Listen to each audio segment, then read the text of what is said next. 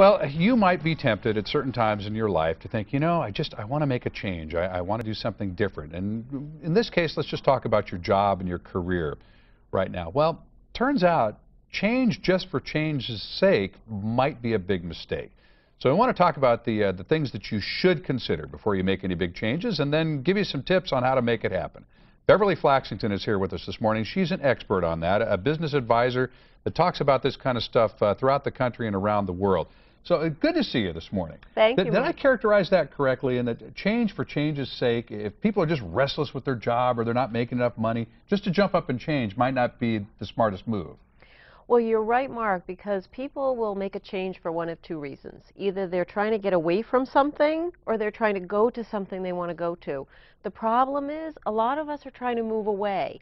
And then we move away and we get somewhere and find out, be careful what you wish for, that's not what I wanted. Yeah, I heard it described one time, and I'm not even sure this is a word. I think that somebody might have made this up, but when I was very young, somebody said the human system is teleological, meaning that it's goal-seeking.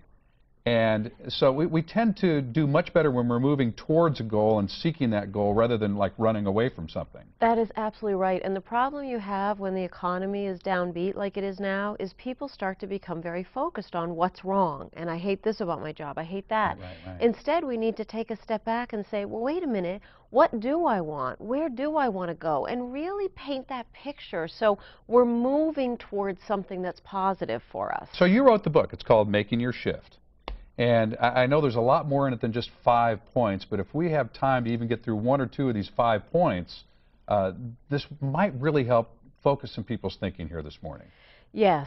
So the idea behind shift is, I didn't want to use the word change, because so many of us avoid change. Shift seems like it's a natural evolution. First step in shift, though, is what we're talking about.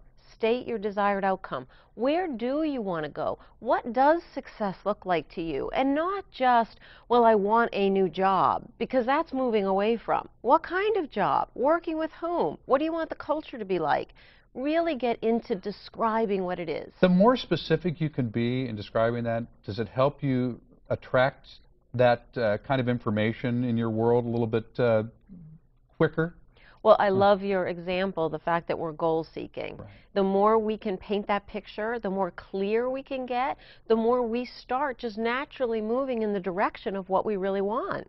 And again, it's stating what you want, not what you don't want, what you want out of life.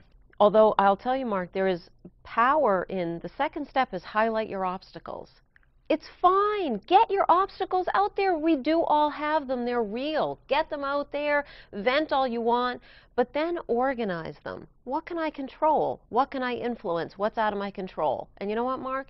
Get rid of those things out of your control. Focus on those things you can do something about. Isn't that something? Because my partner and I, Heather Myers, we talk about this a lot, about things that we can control, things that we can't control. And even though we have the conversation, it's very difficult to let go of the things that you can't control.